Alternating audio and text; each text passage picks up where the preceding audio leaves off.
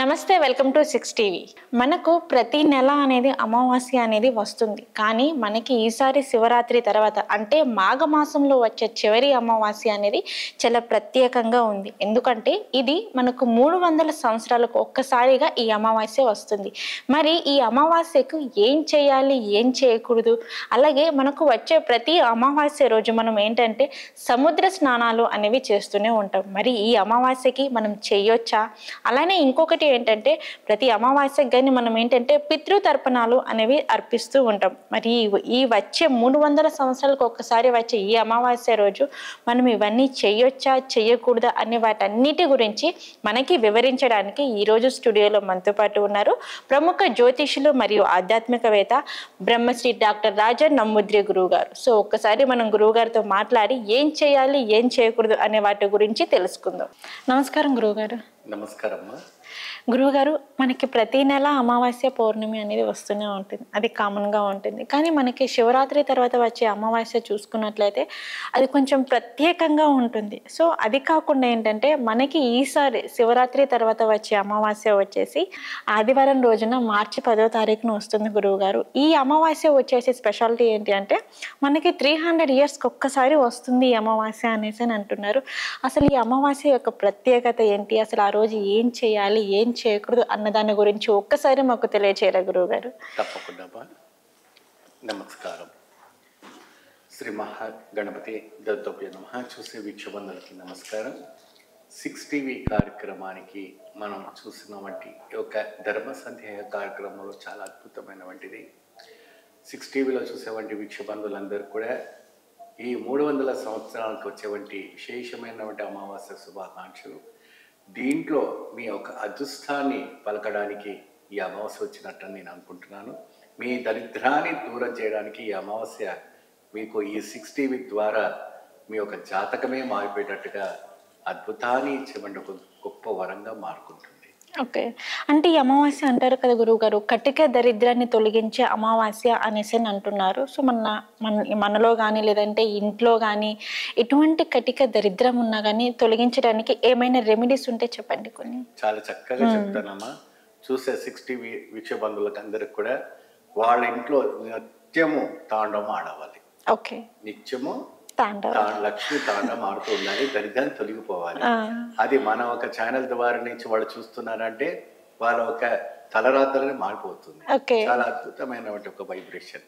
సాక్షాత్గా ఎన్నో ఏళ్ళు తపస్సు చేస్తే గాని రాని తిథి, రాని అమావాస్య ఈ 300 సంవత్సరాలకు ఒకసారి వచ్చేవాటి ఒక విశేషమైనటువంటి అమావాస్య.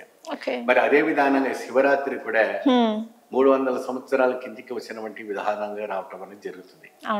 అంతటి వైభవమైనటువంటి వరుసగా వచ్చేవంటి ఇది జనాలకి ఒక అద్భుతమైనటువంటి మార్పు, జనాలకి ఒక అద్భుతమైన వరము. సాక్షాత్గా ఆ కైలాసనాథుడు స్వయంగా ఆయనే భక్తులకి ఇచ్చేవంటి గొప్ప వరం. అయితే ఇక్కడ వాళ్లకు కటిక దరిద్రాల నుండి కూడా తొలగిపోవాలి. దీనే ఒక విశేషమైనటువంటి కేరళ సాంప్రదాయమైనటువంటి దీపారాధనని వెలిగిస్తారు. ఈ దీపారాధన ఎందుకంటే అక్కడ మూర్తులకు కానీ విగ్రహాలకు కానీ దేని కూడా ఆరాధించకుండా ఎక్కువ శాతం దీపానికి ప్రాముఖ్యత ఇవ్వటం జరుగుతుంది. ఆ దీపాలనికి ప్రాముఖ్యత ఇవ్వటం ఏంటంటే దాంట్లో శక్తులన్నీ తెప్పించుకుంటారు. భగవతి సేవ కావచ్చు, శాస్త్ర పూజ కావచ్చు, లేకపోతే ఇంకేదైనా పూజ అయినా కూడా దీపం పెట్టే ఆరాధనకి బాగా ప్రాముఖ్యత ఇస్తుంటారు. దీపానికి చాలా విశేషం. అయితే ఇక్కడ ఉభయ రాష్ట్రాల్లో మన కర్ణాటక, కేరళ ఉన్న ఇతర రాష్ట్రంలో ఉన్నటువంటి జనాలు కూడా అందరికి కూడా ఐశ్వర్యం కలగాలి. ఇది చూసే ప్రతి వాళ్ళకు కూడాను అద్భుతమైనటువంటి ఒక ఐశ్వర్యం కలగాలంటే ఈ యొక్క 5 రకాలమైనటువంటి నూనె పెట్టి దీపాలను చేసుకుంటే చాలా అద్భుతంగా ఉంటుంది. ఎప్పుడంటే 24 hours 5 రకాల యొక్క నూనె కలుపుకొని గురువుగారు వేరువేరుగా ఒక మట్టి ప్రమిద తీసుకోండి, 2. దాని కింద 1 కిలోంబావు కల్లు ఉప్పు పోయండి.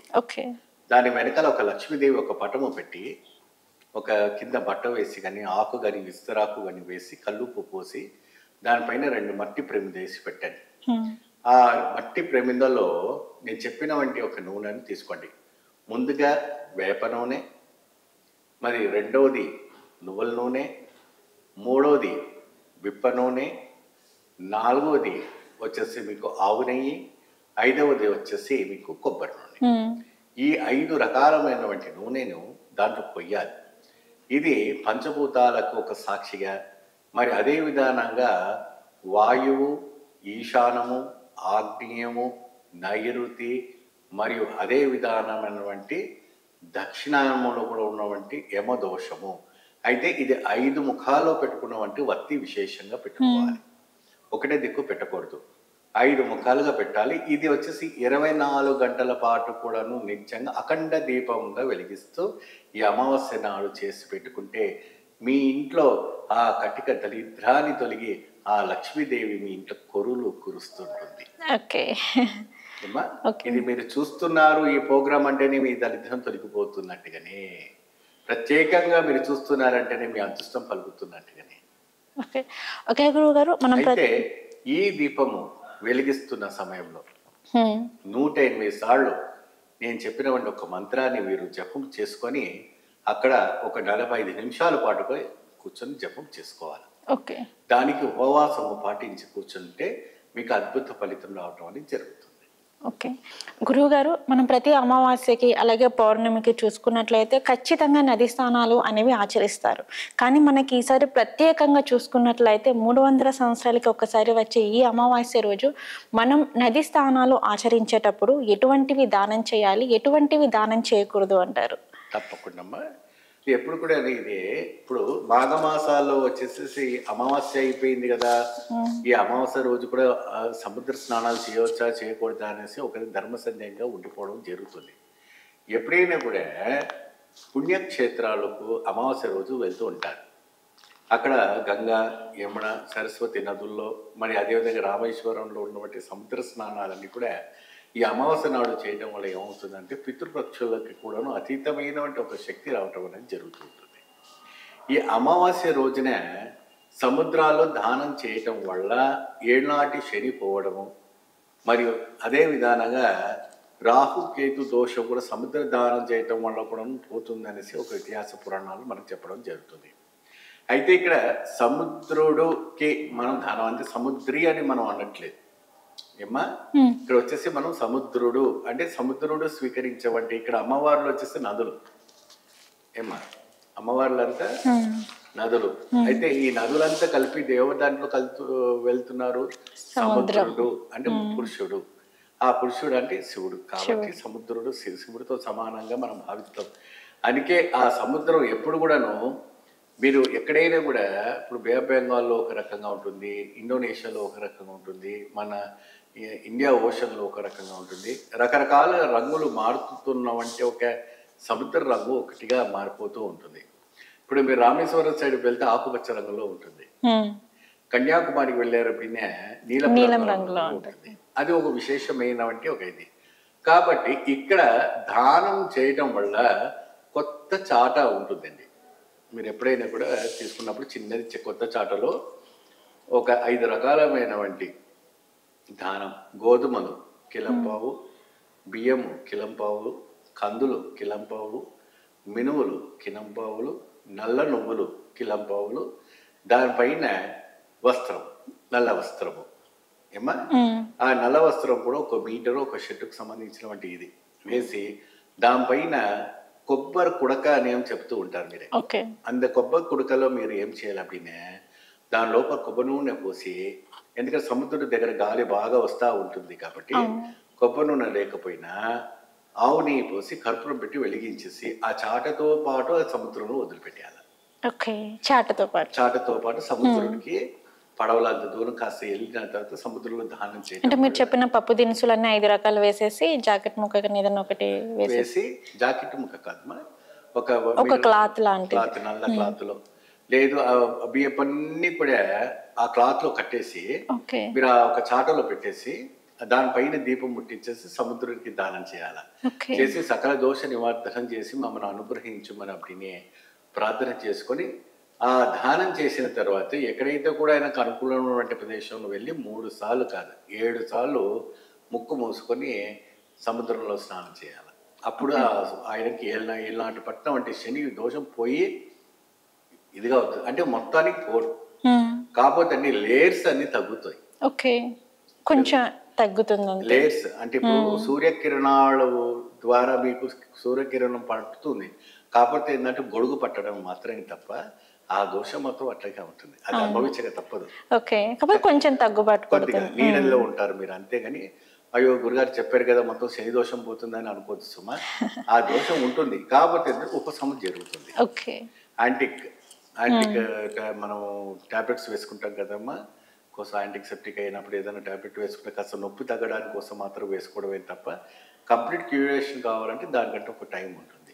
సో ఇది ఉపశమనం జరగడానికి ఎక్కువ బాధలో, ఎక్కువ టార్చర్లో, ఎక్కువ వడ్డీ మన ఇది అప్పుల బాధతో అనేక రకమైనటువంటి కోర్టు కేసు అనేక రకమైనటువంటి సమస్యలు బాధపడుతూ ఉంటారు.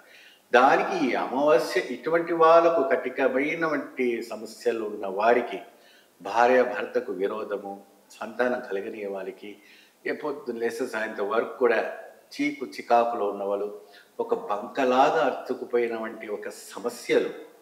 ఇప్పుడు వీధిలో కూడా వాళ్ళు బయటికి వెళ్తే తిరుగుతుంటారు. అవును, పొద్దున్న తిరుగుతారు.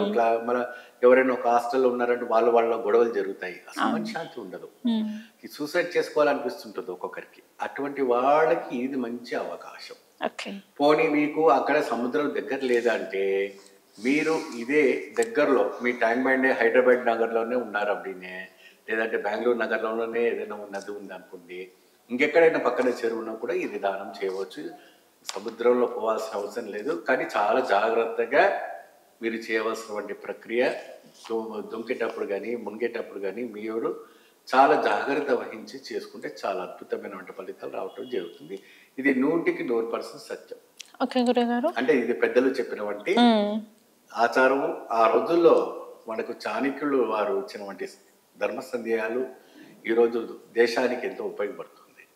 ఓకే గురువుగారు, మనకి పౌర్ణమి రోజైనా కానీ లేదంటే అమావాస్య రోజైనా కానీ ఖచ్చితంగా నదీ స్నానాలు చేయాలి అనేసి అంటారు. అసలు దాని వెనుక ఉన్న ప్రత్యేకత ఏంటంటారు? అమావాస్య రోజు ఖచ్చితంగా మనం నదీ స్నానాలు చేయడానికి గల ప్రత్యేకత ఏమైనా ఉందంటారా గురువుగారు?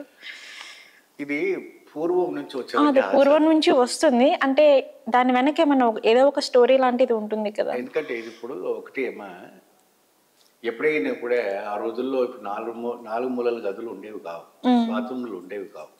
ఓకే, ఇప్పుడంటే మనకి 3 BHK 4 BHKలో డబుల్ బెడ్రూమ్లో అన్ని బాత్రూమ్స్ ఉన్నాయి. అప్పట్లో ఎటువంటి బాత్రూమ్స్ ఉండేవి కావు. కాకపోతే ఏంటంటే అప్పట్లో మన హిందూ సనాతన ధర్మం ఏం చేసేదంటే 5 సార్లు భగవత్ ఆరాధన చేసేది.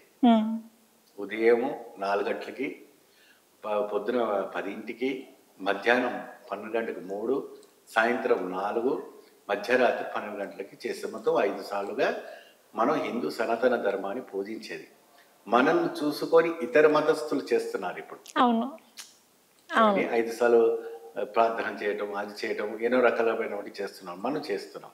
కానీ ఇప్పుడు ఏమైంది, 5 సార్లు పోయి మనది 2 సార్లు వచ్చింది, ఉదయం సాయంత్రం. ఎందుకంటే ఉన్నవంటి జనరేషన్ ప్రకారం. కానీ కొన్ని సమయాల్లో కొన్ని పీఠాధిపతులు, కొన్ని అఘోరీలు, కొన్ని స్వాముజులు మాత్రం అదే సాంప్రదాయాలు ఇప్పుడే పాటిస్తున్నారు 5 సార్లు. ఎందుకంటే సంసార జీవితంలో కుదరకపోవచ్చు, కానీ ఎవరైనా కూడా సన్యాసులు సాధులు ఉన్నాడో, మన ఎంతోమంది కోట్ల మంది సన్యాసులు సాధులు అఘోరీలు మహాత్ములు ఉన్నవాళ్ళు వీళ్ళంతా కూడా ఏంటంటే ఎప్పుడైనా కూడా వాళ్ళు 4 గోడ మధ్యలో స్నానం చేసేవాళ్ళు కాదు. బ్రహ్మాండమైనటువంటి విభూతి ధరించుకొని సముద్ర స్నానం చేస్తారు. దీని అంతరాత్యం ఏంటంటే సూర్యుడు ఉదయించక ముందు ఒక స్నానం, సూర్య అస్తమించిన తర్వాత ఒక స్నానం, మధ్యాహ్నం ఒక స్నానం. ఈ మాఘమాసాల్లో చాలా విశేషమైనటువంటి స్నానాలు చేస్తారు. అయితే గ్రహణం పట్టినప్పుడు కూడా సముద్ర స్నానం చేయటం వల్ల కూడా చాలా విశేషమైనటువంటి ఫలితం లభిస్తుంది.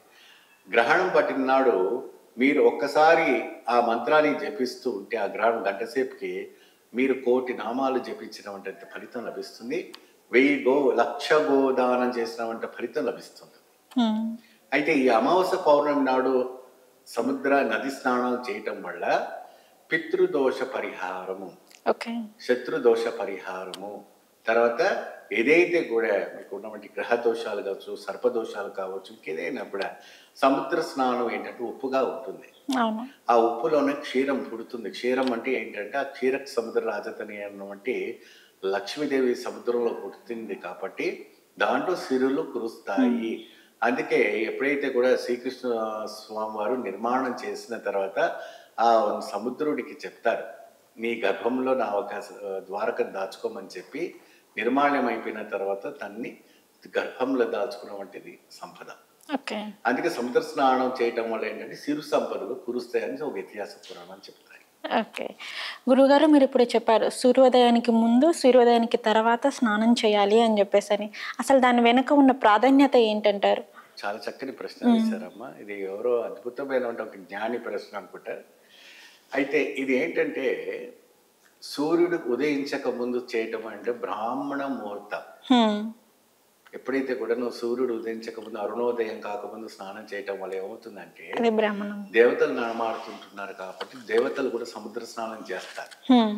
ఆ సమయంలో వీళ్ళు కూడా స్నానం చేస్తే వాళ్ళ ఆశీర్వచనం కూడా తదాస్తు దేవతలు ఆశీర్వచనం చేస్తారు. ఎప్పుడైనా కూడా మీరు సముద్ర స్నానం చేసే సమయంలో సంకల్పం చేసుకోవాలి.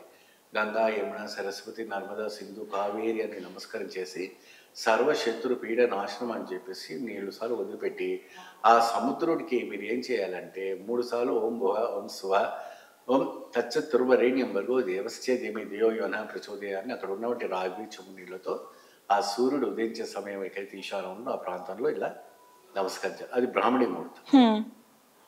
సూర్య అష్టమి సమయంలో సముద్ర స్నానం చేయటం ఏంటంటే సంధ్యా సమయం. సూర్యుడికి నమస్కారం చేసినట్టుగా సూర్య శ్లోకం చెప్పి సూర్యుడికి భాస్కరుడికి నమస్కారం చేసి సంధ్యా సమయంలో సూర్య అస్తమించిన తర్వాత అంటే ఉదయం నుంచి సాయంత్రం వరకు నీ యొక్క కర్తవ్యాన్ని దిగ్విజయం చేసినటువంటి భాస్కర నీకు నమస్కారం చేస్తూ మమ్మల్ని ఆశీర్వదించమని ఆదిత్యాయ సోమాయ మంగళాయ బుధ గురు శుక్ర శని రాహు కేతవే నమః ఓం భాస్కర దేవ్యాయి నమః అంటూ ఆ స్వామివారికి నమస్కారం చేస్తూ అదే విధానమైనటువంటి వస్త్రాలతో అదే విధానమైనటువంటి పంచపాత్రతో స్వామివారికి ఆ సముద్రంలో ఆ రోజున ఆ స్వామికి నమస్కారం చేస్తూ ఓం భువం స్వాహం నచ్చతుర్వరేణ్యం భర్గోదేవస్య ధీమహి ధియో యో నః ప్రచోదయాత్ అని చెప్పి ఆ స్వామికి నమస్కారం చేస్తే అప్పుడు ఆ భాస్కరుడు ఆహా ఆ భక్తుడు నన్ను నిరంతరంగా నన్ను పూజిస్తున్నాడు అని ఆ రోజు ఆ కుంతిదేవి అదే విధానంగా పూజించడం వల్లనే ఆ కర్ణుడు వరప్రసాదంగా జన్మించి లోక కళ్యాణార్థం కోసము కావచ్చ కుండలతోని జన్మించిన వంటి మహాదానపుత్రుడిగా ఏమండి. సో ఈ రకమైనటువంటి మన పురాణాలు ఇతిహాసాలు దాదాపు 10,000 సంవత్సరాల నుంచి కూడాను మనకు అమర్చుకొని ఉన్నవంటి ఒకటి ఇది. ఎందుకంటే మనకు నలంద ఒక యూనివర్సిటీ ఉండేది ఆ రోజుల్లోనే. అప్పట్లోనే కూడా ఎన్నో గ్రంథాలు ఉండేవి, ఎన్నో ఆయుర్వేదానికి సంబంధించినటువంటివి ఇది ఉండేది. ఎప్పుడైతే కూడా ఇస్లామిక్ వచ్చిన తర్వాత సమస్తము భూమాటము అగ్నికి హావుతి చేసినటువంటివన్నీ ఉన్నాయి.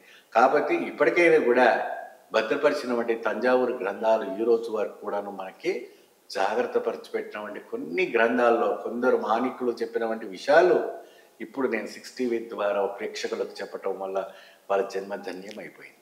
ఓకే ఓకే గురుగారు మీరు ఇందాక చెప్పారు సముద్ర స్నానం అనేది ఆచరించిన తర్వాత ఖచ్చితంగా మనకి అమావాస్యకి లేదంటే పౌర్ణమికి కానీ మనకి పితృకార్యాలు అనేవి అర్పిస్తూ ఉంటాము. కానీ మనకి మాఘమాసంలో వచ్చే చివరి అమావాస్య రోజు మాత్రానికి పితృకార్యాలు అనేవి అర్పించకూడదు అనేసి అంటారు.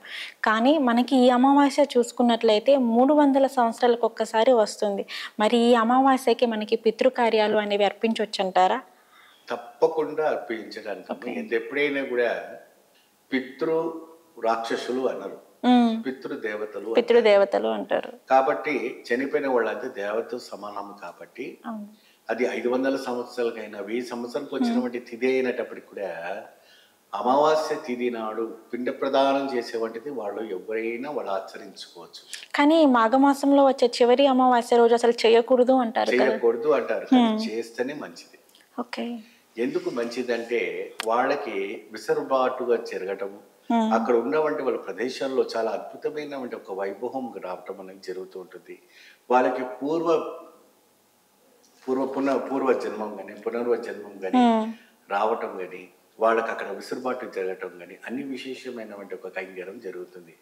మాఘమాసం నాడు పిండ ప్రదానం కానీ దానం కానీ పెద్దవాళ్ళకి బియ్యం ఇవ్వటం కానీ చేస్తే చాలా అద్భుతమైనటువంటి వాళ్ళకి ఐశ్వర్యం ప్రాప్తి కలుగుతుంది.